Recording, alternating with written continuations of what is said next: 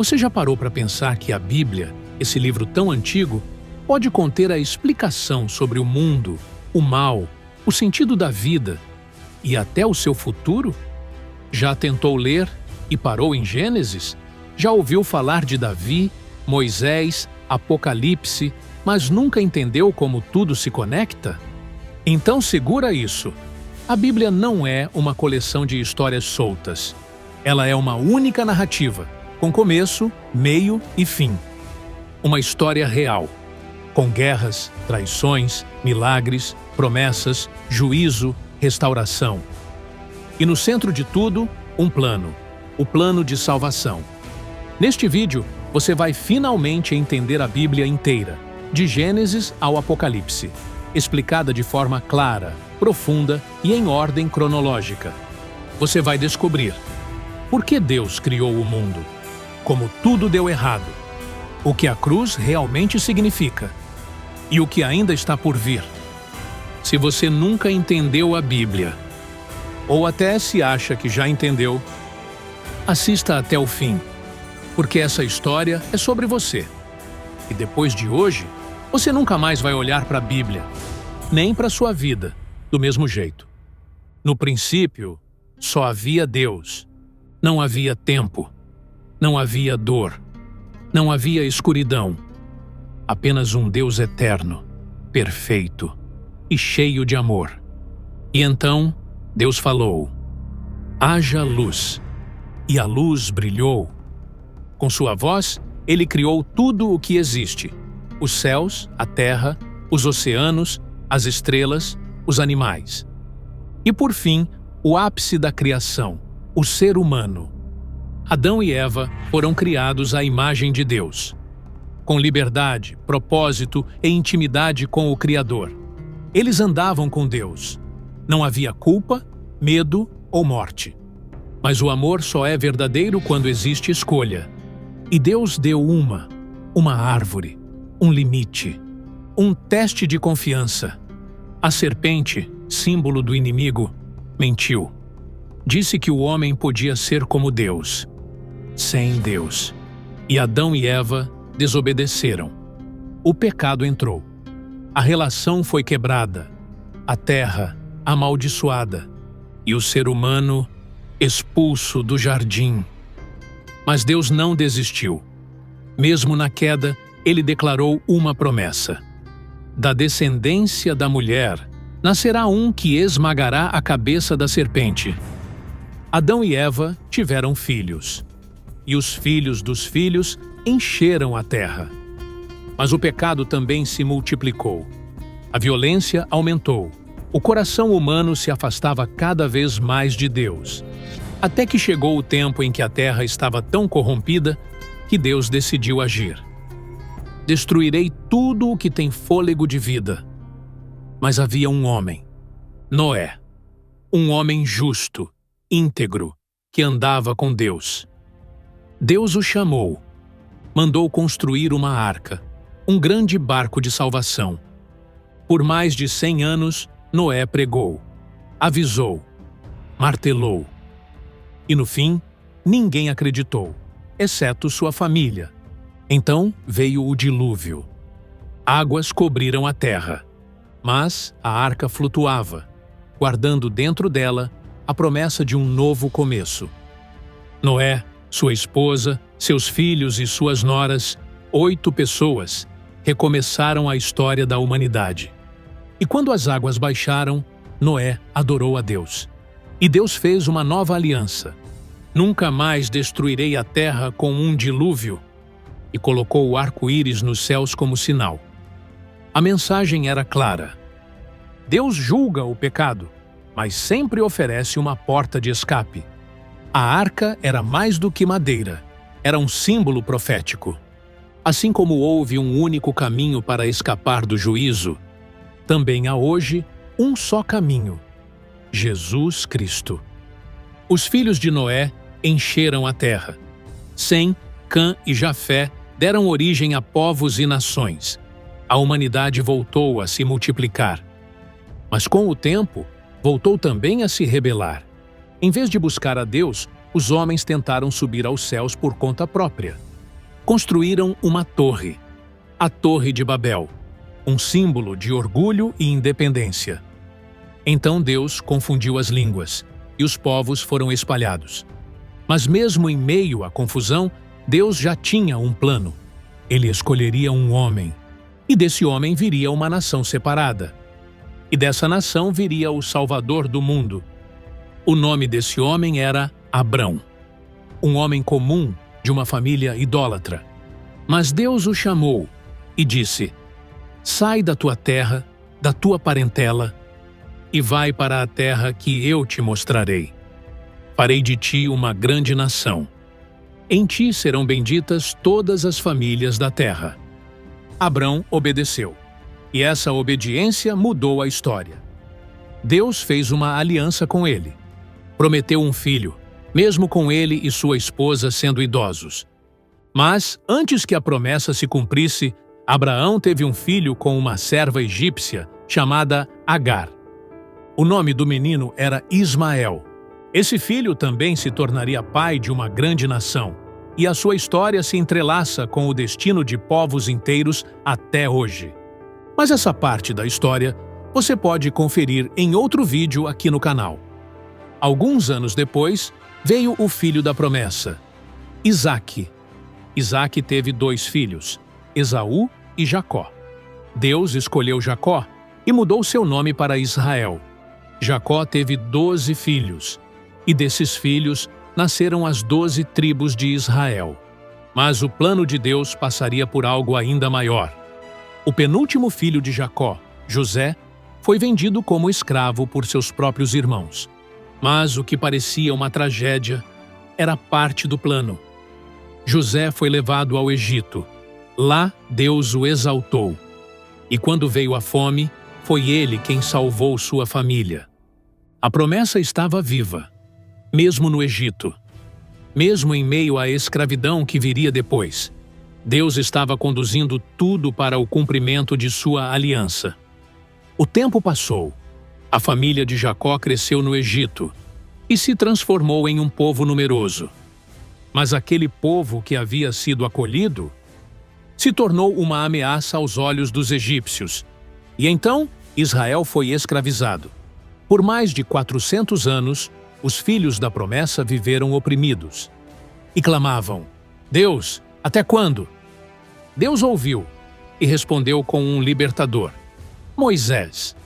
Moisés havia sido criado no palácio de Faraó, mas Deus o chamou do deserto para uma missão impossível. Vá ao Faraó e diga: deixa o meu povo ir. Faraó resistiu.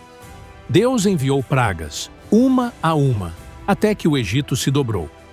Na última noite, Deus deu instruções claras. Cada família deveria sacrificar um cordeiro e marcar os umbrais das portas com seu sangue. Quando eu vir o sangue, passarei por cima. Nascia ali a Páscoa. E naquela madrugada, o povo de Deus foi liberto. Mas o inimigo não desistiu. Faraó perseguiu os hebreus até o mar. Foi então que Deus abriu o impossível. O mar vermelho se abriu. O povo passou a seco. O exército egípcio foi destruído. Deus havia vencido. No deserto, Deus guiou seu povo com nuvem de dia e fogo à noite.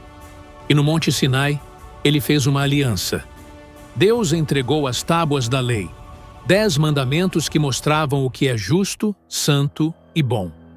Mas também revelavam algo mais profundo. O coração humano estava manchado pelo pecado. O povo murmurava, desobedecia, se rebelava. Mesmo vendo milagres, seus corações eram duros. Foi então que Deus instituiu o tabernáculo, um lugar de adoração, com sacrifícios diários.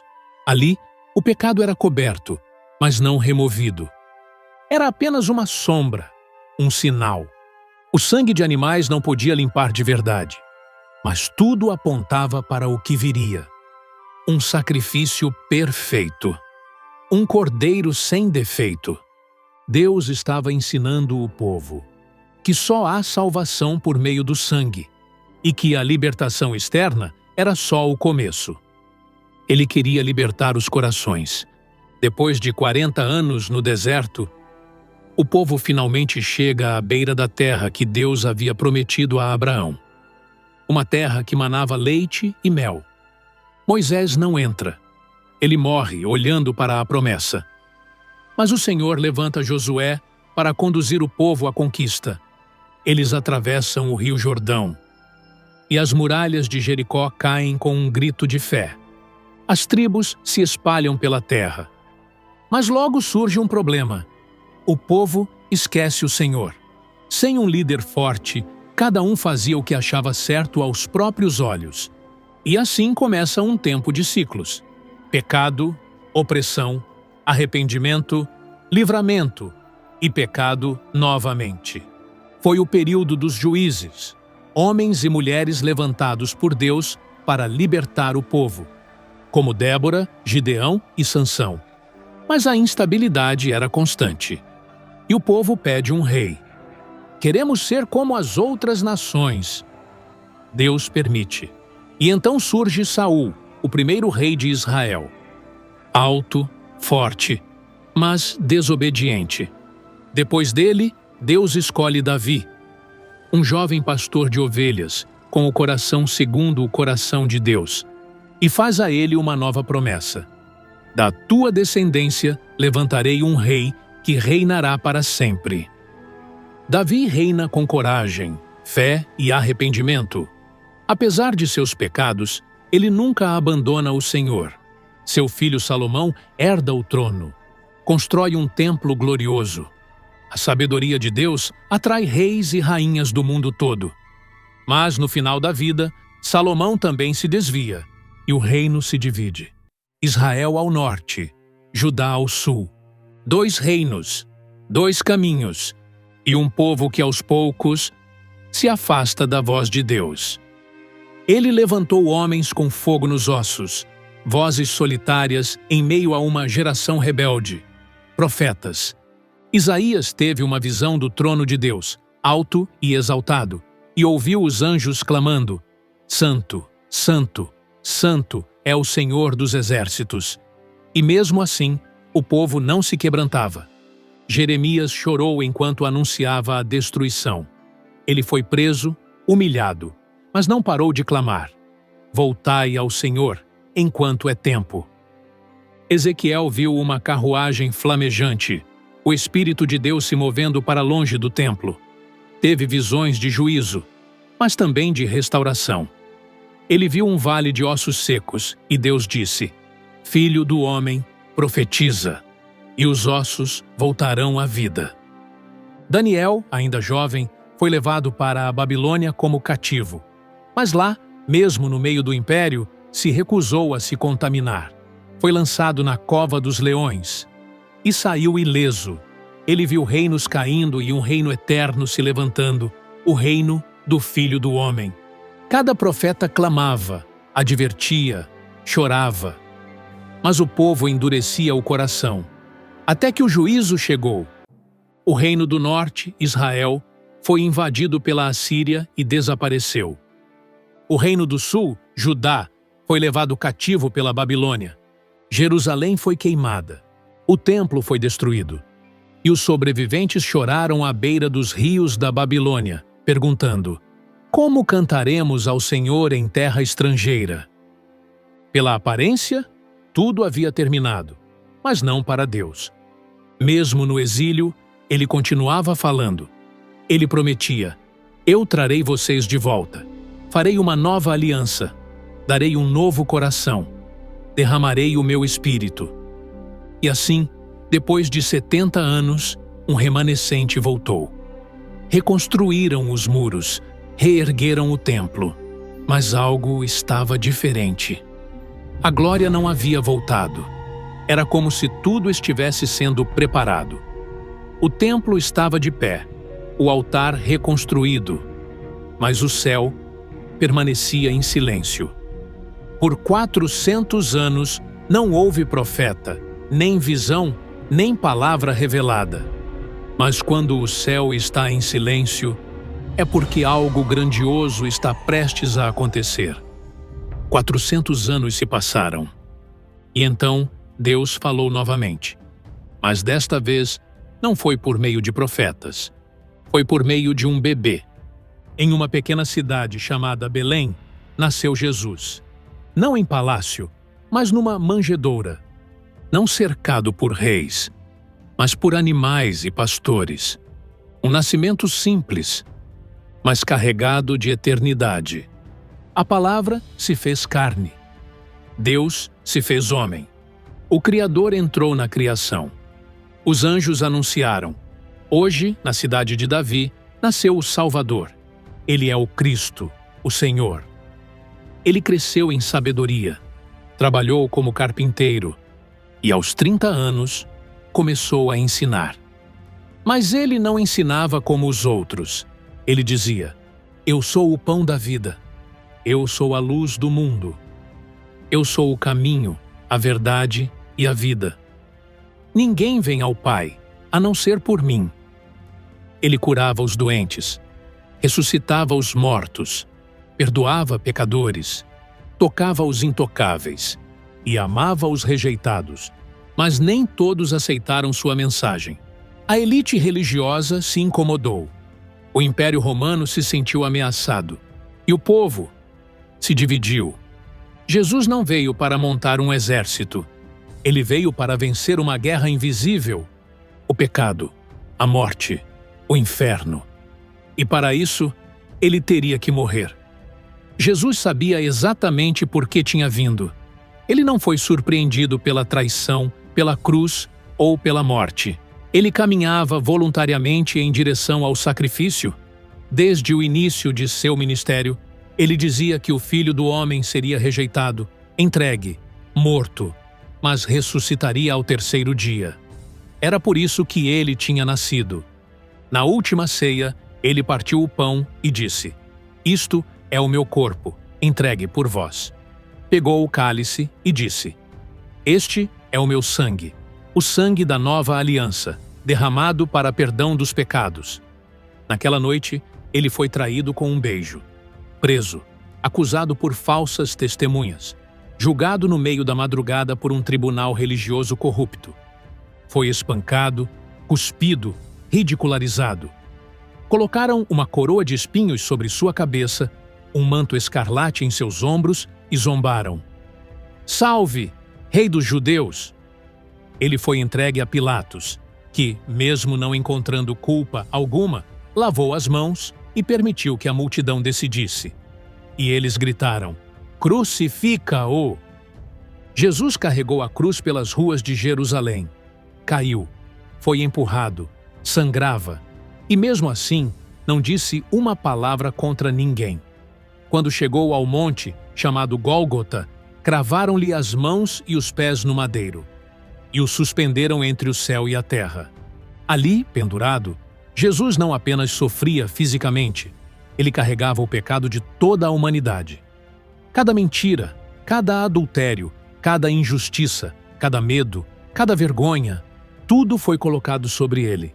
E então ele clamou: Pai, perdoa-lhes. Eles não sabem o que fazem. O meu Deus, por que me abandonaste? E por fim, está consumado. Naquele instante, o véu do templo se rasgou de alto a baixo. A terra tremeu. Sepulcros se abriram. E quem estava atento sabia. Algo cósmico havia acontecido. Jesus morreu. O corpo foi colocado em uma tumba emprestada. A pedra foi selada. Guardas foram colocados à porta. O inferno parecia ter vencido. Mas foi só por 3 dias. Na madrugada do terceiro dia, o céu se moveu. Um terremoto sacudiu a terra. A pedra foi removida. O túmulo estava vazio. Anjos anunciaram: Por que buscais entre os mortos aquele que vive?